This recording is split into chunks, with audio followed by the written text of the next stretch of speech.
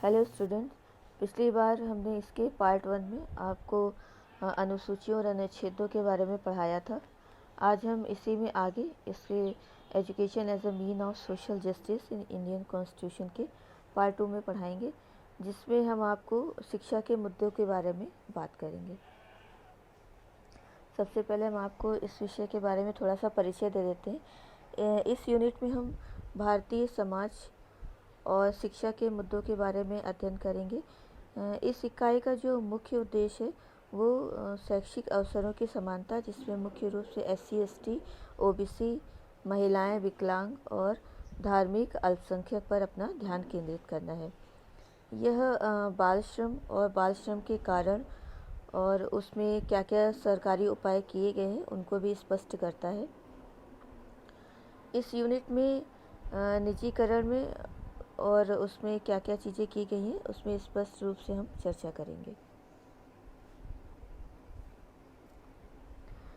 इस इकाई को सीखने के बाद आप थोड़ा सक्षम होंगे SC ST OBC, महिलाएं, विकलांग और धर्म अल्पसंख्यकों के लिए क्या क्या शैक्षिक अवसर उपलब्ध कराए गए हैं उन पे ज्ञान प्राप्त करेंगे, और जो भी कुरीतियाँ हैं उनके उन्मूलन के लिए क्या क्या उपाय बताए गए हैं उनकी जांच भी कर सकेंगे।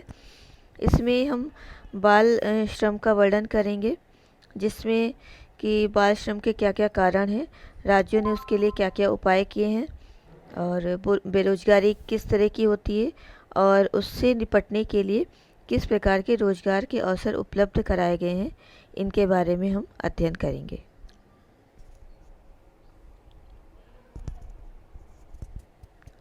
सबसे पहले हम बात करते हैं इक्वलिटी ऑफ एजुकेशन अपॉर्चुनिटी, जिसमें कि जो अध्ययन का विशेष मुद्दा है SC ST OBC, women, handicaps and minorities के लिए। इसमें सबसे पहले पॉइंट है कि एक सामाजिक प्रणाली में यदि सभी व्यक्तियों को समान माना जाता है तो उन्हें उन्नति के लिए भी समान अवसर दिए जाते हैं। यदि सभी शैक्षिक अवसरों को समान रूप से वितरित किया जाता है तो उनकी अवसरों में गुणवत्ता की भी कल्पना की जाती है। इसके कुछ कारण नीचे दिए गए हैं। सबसे पहले इसकी एक आवश्यकता है क्योंकि यह एक लोकतंत्र में सभी लोगों को शिक्षा के माध्यम से जोड़ता है।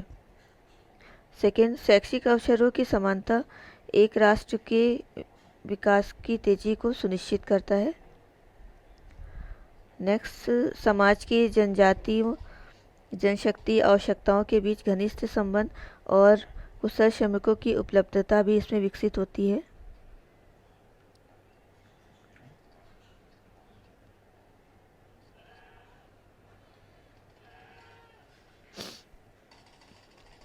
फिर हम बात करते हैं शैक्षिक असमानता की। शैक्षिक असमानता क्या होती है कि जिस प्रकार से हमने माना कि हमारे जो भी हमारा भारतीय संविधान है उसमें सभी को समान अधिकार दिए गए, जिसमें शिक्षा का अधिकार भी होता है, लेकिन कभी कभी ऐसा होता है कि शिक्षा सभी में समान रूप से नहीं हो पाती। इसमें जो गरीब तबके के लोग हैं या बच्चे हैं, महिलाएं हैं, उनको समान रूप से शिक्षा नहीं प्राप्त हो पाती है, और जो अभिजात्य वर्ग होता है या अमीर वर्ग होता है उसको अधिक शिक्षा की प्राप्ति हो सकती है।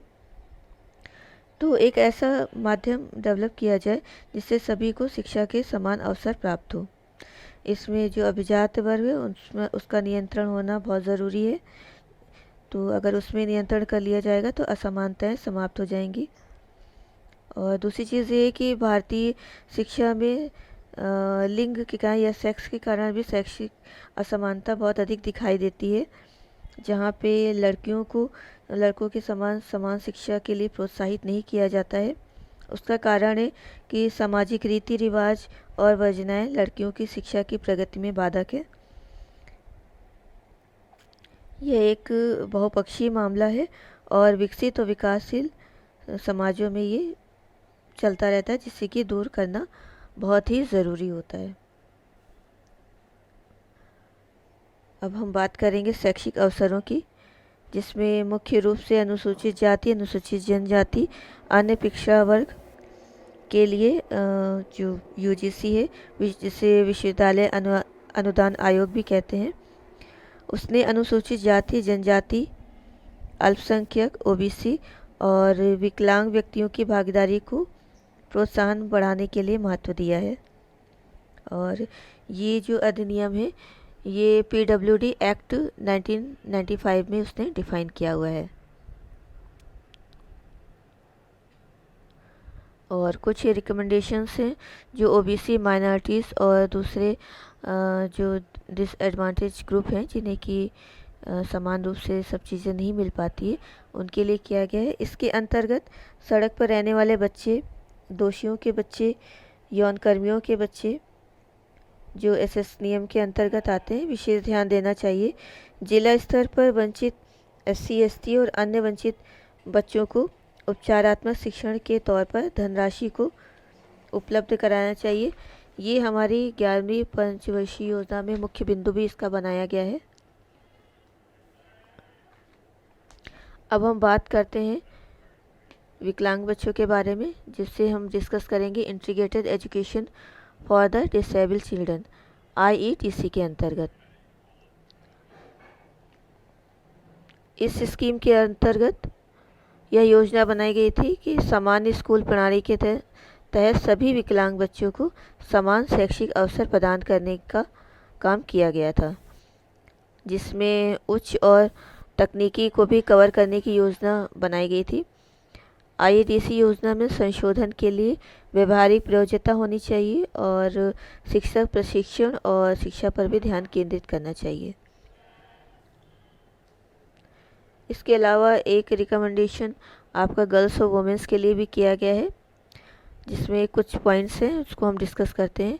इसमें सबसे पहले ये है कि हॉस्टल की सुविधा की सिफारिशें की गई हैं, जिससे वहाँ के मौजूदा शैक्षिक संस्थाओं में और उसके आसपास उपलब्ध कराया जाना चाहिए। महिलाओं का 33% से कम आरक्षण नहीं होना चाहिए। सभी तकनीकी और उच्च शिक्षण संस्थाओं में लड़कियों के लिए जगह निश्चित की जानी चाहिए। सभी राज्यों में महिला साक्षरता क्षेत्रों में सभी जिलों में शामिल किया जाना चाहिए। इसके अतिरिक्त स्थानीय स्वशासन संस्थान और पंचायती राज समारोह में भी अधिक से अधिक महिलाओं को शामिल किया जाना चाहिए। Thank you.